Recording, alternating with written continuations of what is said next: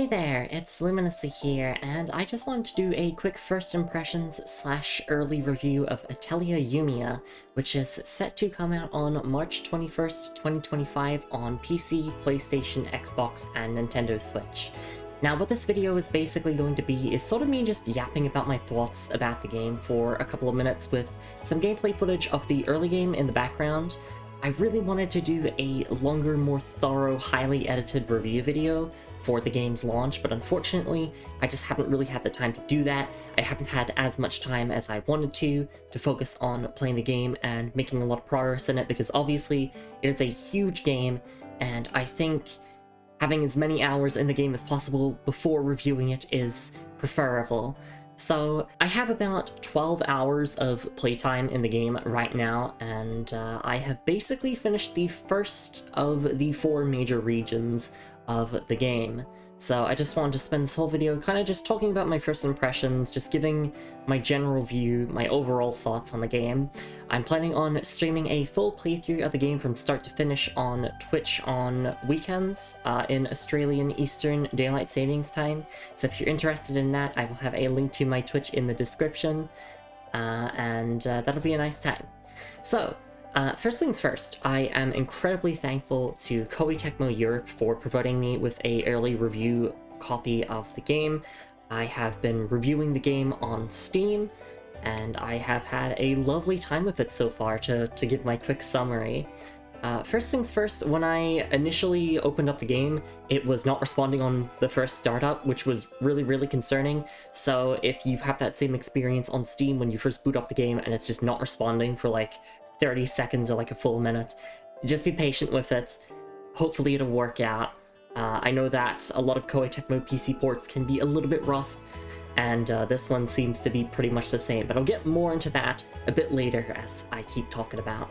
So the game pretty much instantly starts with you being thrown into the action. It seems to be like an endgame scene with Yumia and the rest of the party facing off against basically their final foe. Unfortunately, the game doesn't let you properly configure graphics settings and all that kind of stuff on PC before you get thrown into the action. So if you're playing on a less strong computer, or weaker computer is what I should say, then you're not really going to have a chance to adjust your graphics settings until you finish like the first tutorial fight. It pretty much instantly throws you into it. So you'll have to wait until you're done with that, and then you can configure the settings. The game does start on PC, set pretty much just on the normal settings, like the medium settings, so hopefully it doesn't lag too hard if you're on lower hardware, but I thought that was worth mentioning. So after you finish the tutorial fight, you're just gonna have to quickly configure it with the Steam settings and all that. So I have so many notes here, and I'm just gonna ramble on about all of these notes. The order that I'm rambling in is just going to be completely random. I'm just basically following the order that I wrote things down. First thing that I'll mention in terms of PC options is that there is unlimited frame rate. You can have, as many frames as you want on PC. There is no DLSS or frame gen, but there is dynamic res, and there is the Intel DLSS equivalent that is available in the game right now. I've been playing the game on an RTX 4060 with an AMD Ryzen 5 7600, and the performance has been good. I will say that because I've been recording, there have been some dips here and there during like really intense battles, particularly in like very closed spaces where there's just like so many explosions and stuff going on, but our performance has been relatively solid overall. Yes, they do have the dynamic resolution as well if you do want to turn that on, just to make sure that the performance is a bit more consistent, but it would be great if there was a feature update that added in DLSS or frame gen or just other features so the game could run even smoother, especially on weaker hardware. So, first impressions of the game is that I feel like the game just kind of dumps all the systems on you at the start. I should say that this is my first time playing an Atelier game. I was kind of interested in the Ryza trilogy when that was coming out, and I've seen the other Atelier games when those were coming out, but I just never really had the chance to dive into the series, so I thought that reviewing this game would be really fun from the perspective of a first-timer, because I know that Gust and Koei Tecmo wanted this game to be essentially an intro to the Atelier series, but also an entry that the veterans of the series can really enjoy as well. So they're trying to go for a very broad appeal with this game, and I think they've succeeded from the newcomer's perspective. I can't talk for veterans. Obviously, the big Atelier fans are going to be the ones who are going to be really scrutinizing this game and criticizing it the most, but I can only review it as its own individual game outside of the context of the whole Atelier series. So yeah, I feel like the game just dumps so many systems on you at the start. If you're familiar with the Atelier crafting systems and gathering systems, you'll probably be right at home. But for me personally, when they dumped all of the tutorials of like synthesis and, you know, making items and making equipment, it was very overwhelming. There was a lot of text boxes, and I did do my best to read them all and make sure that I understood them as best as I could. But even then, it was still a lot.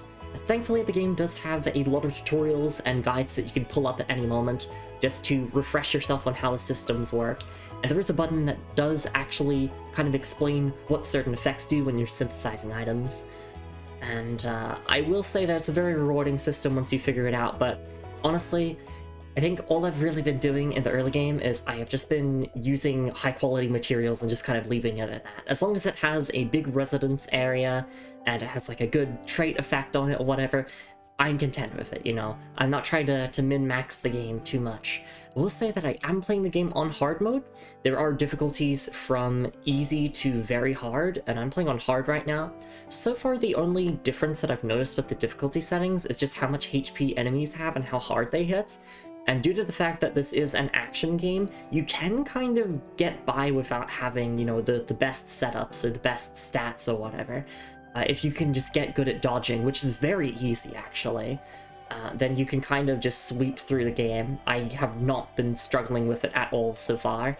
In fact, I feel like my characters and everything is just so over-leveled because I've been so thorough, just exploring everything, picking up every single item, leveling up a whole bunch, doing so many battles.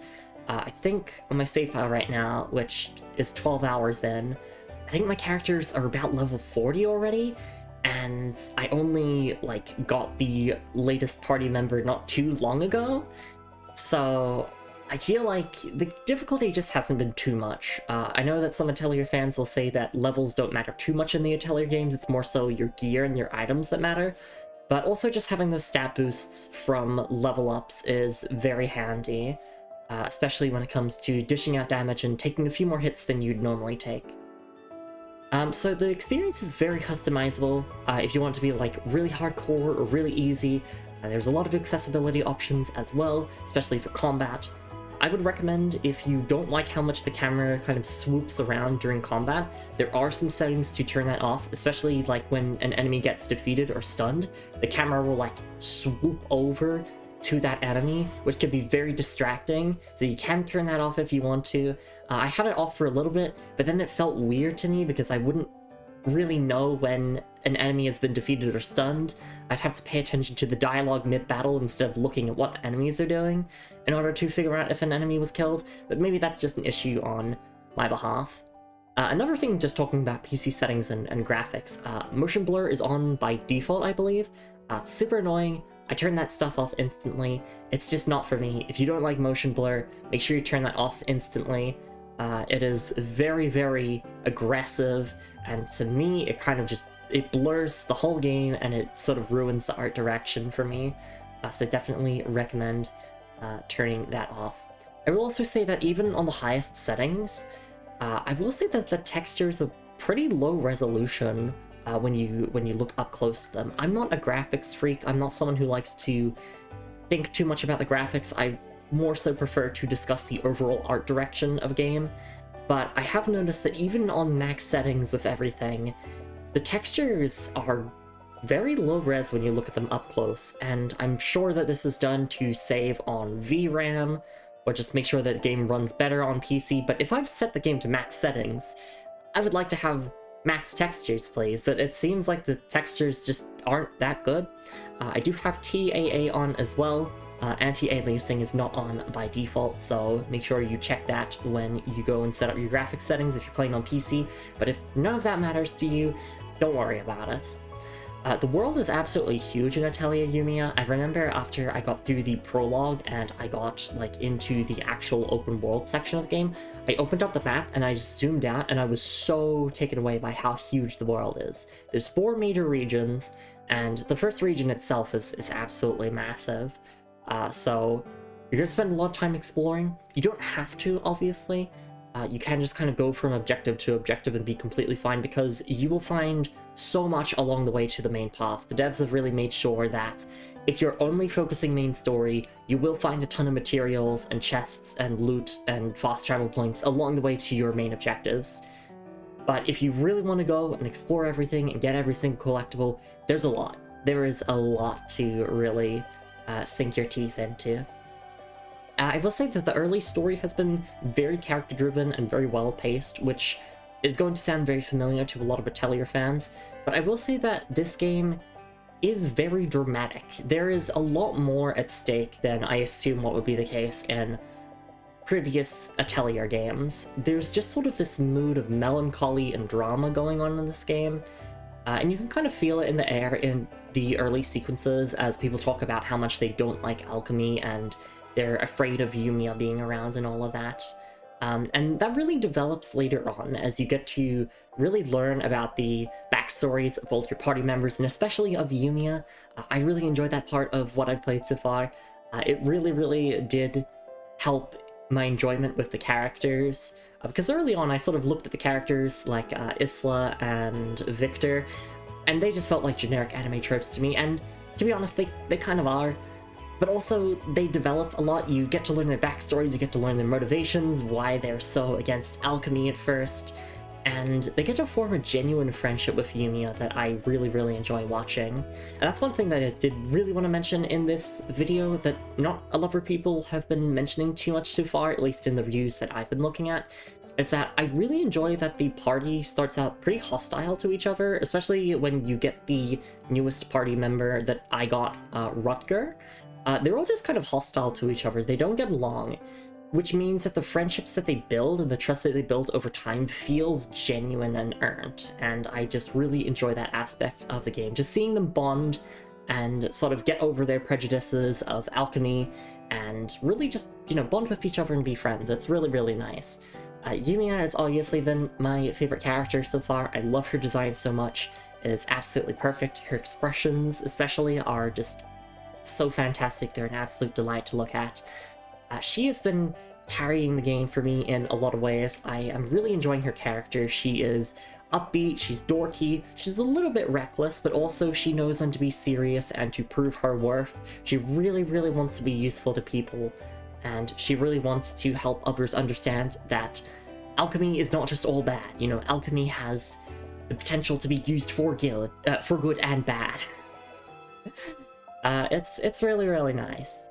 The photo mode, I did get to dabble in a little bit. It's pretty nice. I can see a lot of people getting really invested in it. There's a lot of settings like filters, being able to turn on characters and, you know, have them visible or not visible, you know, change expressions, have them do emotes, all that kind of stuff. There's special frames as well. They're really nice.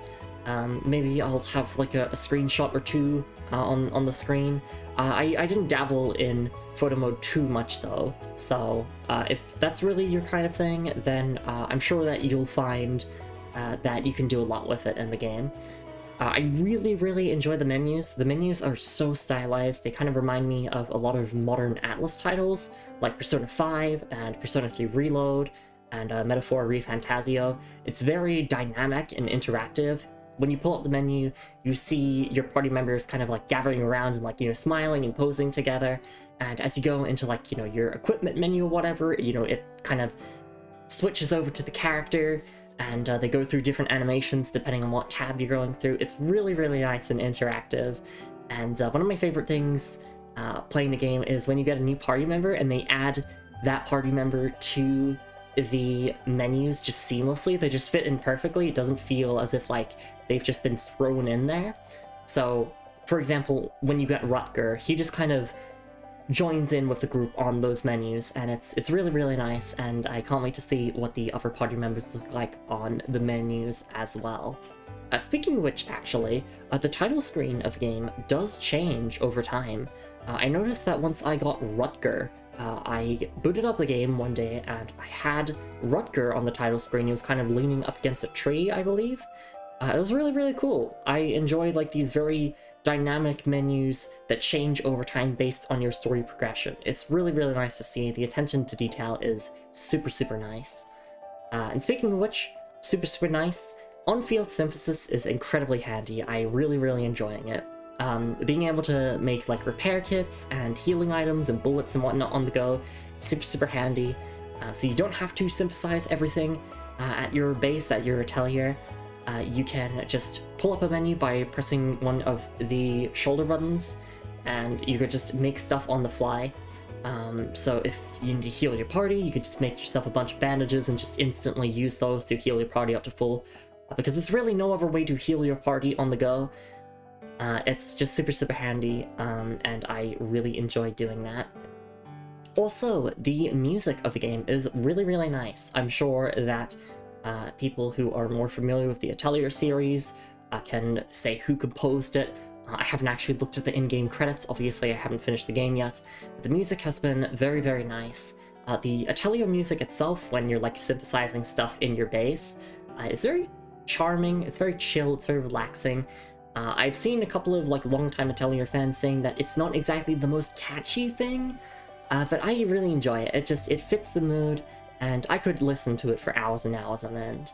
Speaking of which, the synthesis animations themselves, particularly when you're at your base, when you're at your Atelier, are really, really nice. Just seeing Yumia move around in dance-like motions to do her alchemy stuff looks so much fun. I really, really enjoy it. It seems to be motion capture, or maybe just like hand animated. It looks fantastic. You can speed up and skip those animations, you know, if you've seen them a million times before, so don't worry about, you know, spending hours and hours just watching Yumia dancing over and over. If you've seen it a couple of times, you don't want to see it again, you just skip it, or you just speed it up. And speaking of speeding it up, you can also speed up your synthesis stuff if you want to just use the quick synthesis.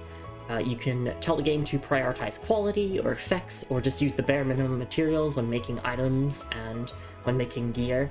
But you can also do a custom synthesis, so pretty much you can set like your own parameters for the quick synthesis, and the game will make stuff based on the parameters that you set.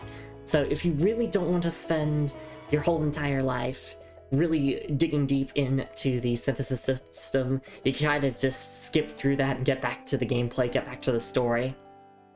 But obviously, if you want to get super in-depth with the synthesis system, you can do that. The game provides a whole bunch of guides and all that to help you guide through the synthesis process, and I'm sure that there's going to be a whole bunch of guides when the game officially launches on how to do synthesis the best. But for me personally, I said before, I have just been focusing on using high-quality materials that have big resonance areas or effects that I really care about. For example, just increasing quality has really been something that I've been emphasizing. If something has an effect that just increases the quality of the item I'm making, I just use that, and it's been working out just fine, even on hard mode.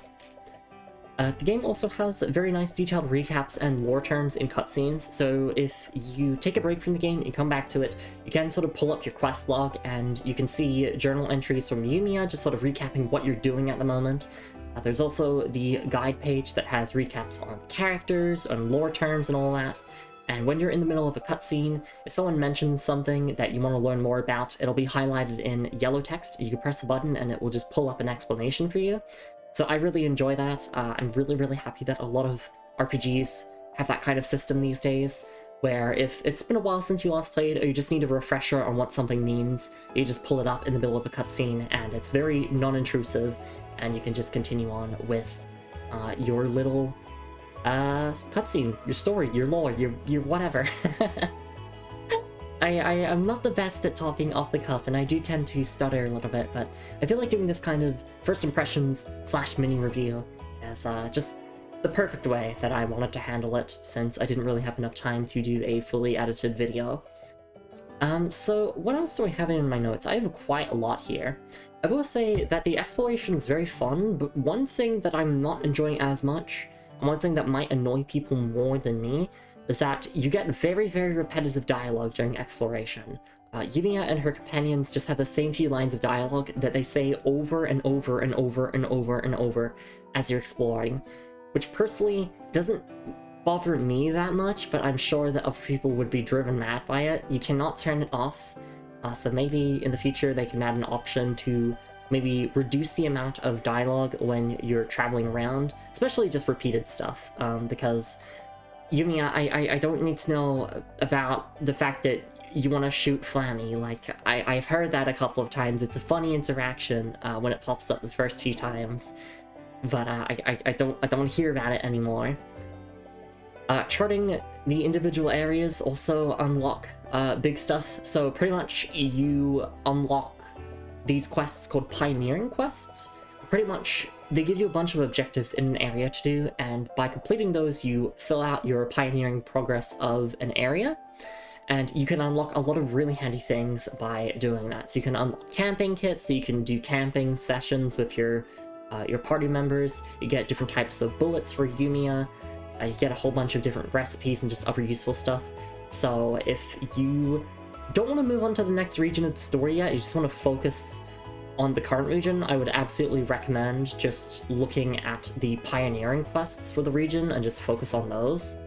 Speaking of which, I'd also just recommend, as a little tip, when you start the game, just focus on the main story, because it's very, very tempting as soon as you get control in the open world to just run around and go do stuff, but unfortunately, you're not really going to have many systems unlocked. You won't have simple synthesis. You won't be able to synthesize things in general. And that will heavily restrict you on what you can do and how well you could fare against all the different monsters around. I remember I ran away from the first base camp, and I ran into a fierce monster that absolutely beat my team, and I just had to quickly retreat out of the battle and just get out of there. But then I came back and I beat out that monster, and it felt really, really nice. It does remind me of a lot of RPGs like Xenoblade Chronicles, where you just have these incredibly high-level enemies in early game areas that you can kind of take on as an extra challenge, or you can come back later to beat them up. It's really, really fun. It's really enjoyable. I enjoy that extra optional challenge, because the main story itself hasn't been too difficult so far, all things considered. I've only really had one major boss fight so far in the main story, and I absolutely obliterated it. They did hit hard whenever they hit, but I think that dodging in this game is really, really easy. You can cancel any of your attack animations into a dodge. You can also cancel any of your attack animations into a guard if you want to, like, perfect guard everything. But pretty much the game makes a loud, like, kind of shing noise, like a little shing, whenever an enemy is about to attack. If you just press dodge as soon as you hear that, or like a split second after, you're pretty much guaranteed to dodge whatever move it is. And so if multiple enemies are making that shing sound in a row, you can kind of just mash dodge, and you'll just get the perfect dodge each and every time. And thankfully the AI seems to be pretty good at dodging. You can customize how your AI party members work. You can tell them to focus on dodging at certain HP thresholds. You can tell them to focus on using items or their skills. You can tell them where to prioritize using stuff on themselves or on the party. It's really, really nice and customizable. It's available in the battle strategy menu, I believe, so you can figure that all out. And of course, you can control your other party members. Character swapping is very much encouraged by the game, especially as you unlock different features like precision counter and also the friend action. So precision counter pretty much is just, if you perfect dodge a move, then you can swap to a different character and they will jump in and do a special counterattack for big damage, and then you'll take control of that character. And friend action pretty much is just when you stun an enemy, if you have a character that has an item that is effective against whatever enemy you're fighting, then you can have the character use that item and another character will jump in and help you use that item and deal big damage. So there's a lot of character swapping. You don't have to obviously play as all of your party members. I've primarily just been playing as Yumia and Rutger. I have played as all of the party members though. They all have their own unique playstyles. They're all kind of the same, you just sort of mash their skills and you get things done, but they all do have unique mechanics that you can learn and master. So Yumia has a mechanic where the more she uses her skills, the more she builds up a special gauge, and she can spend that gauge on using an item to have the item be more effective. So you can fill it up and then you can use an item, or maybe you can fill it up halfway and then use an item. That's quite enjoyable. And then Rutger has a mechanic where he can spend his own HP to inflict basically a bleed on enemies. and if he inflicts 10 stacks of bleed on an enemy, they will take a massive amount of damage. And Rutger will also become a lot stronger if he is at lower HP and he's spending his HP constantly. So I've just been putting a lot of defensive-oriented stuff on Rutger at the moment, because I want him to stay at low HP for as long as possible, so he could just keep inflicting bleed on enemies over and over and over. Isla is kind of like a stunner. She pretty much just focuses on reducing enemy stun gauge and getting them stunned as much as possible, and Victor is kind of like a tank. But then again, pretty much everyone in this game is a DPS so far from what I've played. I do not have the other 2 party members I think I'm missing right now, so I'm not sure how they play. But to me, it feels like everyone is pretty much a DPS, and then you can give them supportive buffs or healing items and whatnot to customize them as you see fit. So just play as whatever character you want. Don't worry about character swapping too much. Just do it whenever, you know, you have a precision counter or a friend action you can do. Other than that, you can just kind of just focus on maining whatever character you want to main. So for me, I've been playing as Yumia and Rutger. I really like Yumia's melee style, and I also really like jumping back with her and using her gun stuff and just sniping things. And then Rutger's really fun up close with his scythe. He's really fast, he's really aggressive, he's super fun. I will say the game does have this mechanic where you can stay close to enemies in their inner range, or you can go into their outer range for attacks from far away, which also allows you to dodge a lot of inner range attacks that they have. I will say that if you're in a cramped space or the terrain just is kind of rough, then the game won't allow you to swap between those 2 ranges, which is rather frustrating. The combat system is pretty much built for being played on a flat arena in an open space. So if you're not fighting in a flat arena in a super open space, you can't engage with the inner and outer ring mechanic at all, which is really frustrating because there's been a lot of times where I wanted to swap to Yumia's gun style because an enemy had a weakness to her staff attacks. So I want to do that, but unfortunately I just can't. So I think Isla is really good to have in your party for that reason, because pretty much she can stun enemies regardless of what kind of resistances they have. So she's super handy, especially in those like tight space fights where you can't swap between the inner and outer range. I wish that the game would let you do it, even if your character can't physically jump back to the outer range, you know, at least having them like take one small step backwards so you could still use your character's outer range moveset, because your characters have completely different movesets in the inner range and the outer range. So Yumia focuses on like kicking enemies and hitting them with her staff at close range, and then long range she becomes a sniper, and she can kind of do AoE stuff with her bullet storm skill and all that. I got a lot to say about that, oh my goodness. Other things to talk about is the building system. So in Atelier Yumia, you don't just have your main atelier that I've been talking about non-stop throughout this video. You can actually create bases at set spots on the map. And thankfully the game does have presets that you can use to quickly build a base that has, you know, all your necessary stuff in it, like storage and crafting tables and all of that. But if you do want to build bases on your own without presets, they have a whole bunch of different items and decorations that you can do for that. Unfortunately, the building system is quite restrictive. It might depend on what platform you're playing on as well, but each building part costs a certain amount of points, and if you exceed a certain amount of points in an area, it just won't let you build anymore. So you are restricted with what you can build, which for a game that emphasizes its building so much is kind of disappointing. There's also a lot of spaces where I really wanted to use a preset to quickly build a base in a certain area, but unfortunately because the preset is too big, it doesn't fit into the small area, so I had to swap to using a different preset.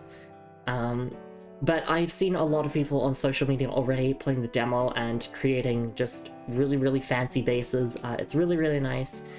You can fast travel to all your different bases, so you don't have to use the main atelier. You can set up a little stand to do your main synthesis stuff in any of the bases, which is really nice. So if you want to settle down in a place that you think looks really nice, you could just sit there and you could just do all your synthesis stuff there. You don't have to go to the main atelier. The main atelier is actually kind of run down and ruined. It looks good, but also it doesn't look good. It's, you know, in ruins, obviously. And I've actually seen a couple of people talking about whether there's like full human civilizations in Atelier Yumia, just like in previous Atelier games. From what I played, 12 hours in, pretty much done the first region of the game, the answer to that is not really. There's a whole bunch of base camps around, and obviously you can make your own camps that I just talked about. There is a little civilization of... I forgot what the little guys are called, but there's a bunch of little guys with funny hats. They have their own civilization that you get to visit quite early on in the story.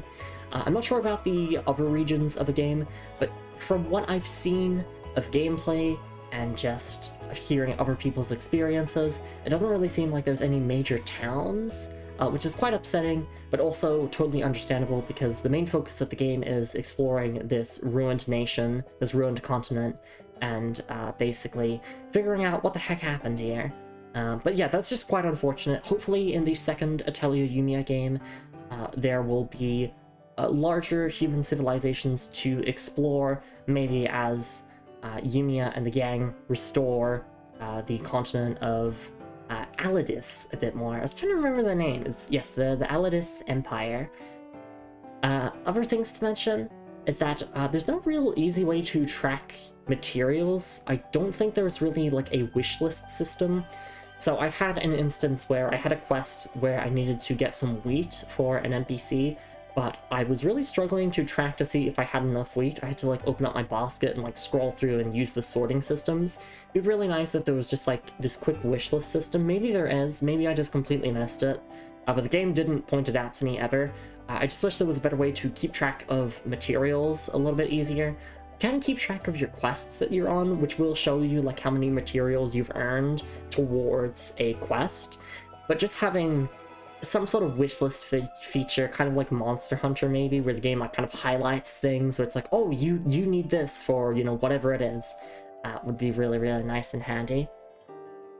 Some other things to mention is that you can pet pretty much all the animals in the game. I'm gonna have a YouTube short coming out maybe today or tomorrow, just talking about all the different things you can do in Atelier Yumia. You can pet dogs, you can pet cats, and you can pet deer. I don't know if there are any other pettable animals other than those three. You can pet the deer a little bit later into the early game, but dogs and cats, pretty much as soon as you start the game, you can go and pet them. It's great. They don't actually give you any benefits. I do remember in Fate Samurai Remnants that petting cats actually healed you, which was really, really cool. Sadly, they don't heal you in this game, but it's just really nice that you can pet them. It made me really, really happy when I saw the button prompt for doing it. Some of them I don't think you can pet though. It might just depend on like the spacing where you're standing or where the animal is. But there were some of them where I didn't see the button prompt for petting them. So at first I thought that, oh, there's no petting animals in this game, that sucks. But no, there is, and I think that's really important to mention. There's also fishing in the game. I really like fishing in video games. I think any video game is a 10 out of 10 if it has fishing in it, so Atelier Yumia, easy 10 out of 10. That's pretty much all you need to hear. The game has petting animals and fishing. That's it. Now, other than that, I think I only really have, I think maybe one more thing to talk about, and is that I'm really just enjoying the slow burn story. The game actually does have a set of villains they kind of introduce. I've been introduced to the first major villain of the story, Vesper, and his presence, or their presence, I don't really know their gender, has been really, really nice, actually. Like, the game definitely has that Atelier slice of life, you know, character-driven storytelling, but as soon as one of the villains show up, the tone just completely shifts into, like, this really serious, dramatic RPG that I really enjoy. Some people might not enjoy that tonal contrast, but I do appreciate the game is building up its serious moments. And I really did enjoy the boss fight that I did against Vesper. I kind of talked about that earlier. The main game boss fights have not been too hard so far. It was a really dynamic fight. There was like this phase where Yumia fought Vesper alone, which was absolutely fine because I was just perfect dodging nonstop. But then it was really cool to see like the party members rush back into the combat and back Yumia up, and the music was absolutely fantastic. And that's kind of it. That's really all I have to say. So I've played 12 hours of the game so far. I have pretty much finished the first fourth of the game, give or take. I feel like this game is going to be around like 50, 60, 80 hours long, depending on how thorough you are with everything. Maybe you could make it a 30-hour experience if you just kind of rushed the main story and you didn't really explore that much, but I really think that this game is a fun time. Definitely recommend it if you're looking for a cozy but also sometimes serious RPG. If you've never played an Atelier game before, I think this is a great point to start with. And if you're an Atelier veteran, I definitely recommend that you try out the demo that's available on all platforms to see how you feel about it. I mean, in general, just try the demo, see how you feel about the game. If you're on PC, see how the game runs on your PC. The optimization isn't perfect, obviously, but you can get by using the dynamic resolution and the Intel DLSS equivalent. I keep forgetting what it's called. I'm probably gonna remember that later as soon as I finish recording here. I'm not gonna record this again. I'm not gonna record this again. This is just all in one big take, so it has my starters and all, and me just actively looking at my notes and making sure that I've got everything right. But that is pretty much everything. The one bitter thing that I'll mention, and this just has to do with the game's monetization. The game is very, very expensive. Modern games have just been getting really, really costly. The base game is like, what, 70, 80 USD? It's like over 100 Australian dollars. There's also a bunch of DLCs, which are pretty much just cosmetics and costumes if you want to dress up your characters, which the costumes do show up in cutscenes. So there's a DLC that lets you change the hair color of your characters. You can have Yumia with white hair if you want, which sounds awesome, and it does show up in cutscenes. But also, it's just not really worth its price. There's a little season pass as well that apparently is going to come with 2 new areas that will have their own stories attached to them.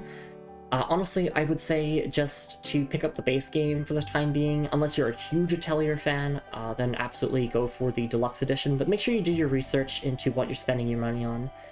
Do wishlist the game if like you think it's way too pricey at the moment. I personally think it's way too pricey right now, and I got the game for free. Which is saying a lot. Yeah, I think I would recommend just wishlisting it and waiting for a sale if you're not super eager on the game. If you don't see the game and immediately fall in love, then I think just waiting for a sale would be a good idea, because there's a lot of other games, especially a lot of other Atelier games that go on sale super often, and they're way cheaper than Atelier Yumia is. So hopefully over time we get to see some big sales on the game.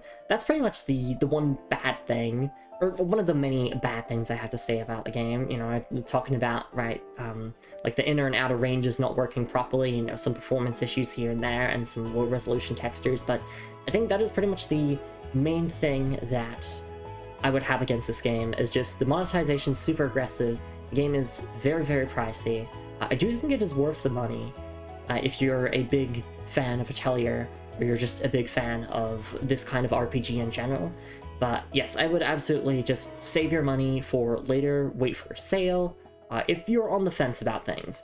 Obviously, the demo is right there. Highly recommend playing the demo. It basically covers, I would say, up to the first major dungeon of the game. You get to do like the first major dungeon, and then after that you kind of unlock the pioneering quests for the first area of the game, and then I think the demo ends there, or it ends before. But pretty much, yeah, it ends before any sort of major plot twists or boss fights happen, before you get to learn more about the characters' backstories and all that. You get a little bit, you get some sprinkles, you get some teasers here and there, but you only have 3 party members in the demo: Yumia, Victor, and Isla. You don't get Rutger until much later on, and you don't really get to learn more about Victor and Isla's backstories until later on. So that's kind of all of my thoughts on Atelier Yumia. The game is out on March 21st, 2025 on PC, PlayStation, Xbox, and Nintendo Switch. Obviously, go pick up the game on whatever platform you would prefer. I have been seeing that performance is a little bit rough on all of the platforms. So personally, I would recommend that you stick to the current gen consoles, PS5 and Xbox One S and X if you can. Otherwise, PC is very solid. You can definitely play around with the settings to get performance that is ideal for you. And Nintendo Switch seems to be kind of a platform that you would only really play the game on if you really want to play it portably, and you don't mind having quite poor graphics and frame rate. The game still looks good on the Nintendo Switch. The art style still holds up even with lower render distances and just lower textures and everything. But yes, the performance has been kind of rough on Nintendo Switch. I should probably stop yapping though. I think that's pretty much everything I have to say. Thank you so much for listening to me ramble. I hope that this was very informative. I hope that you can decide whether you want to pick the game up or not based on this.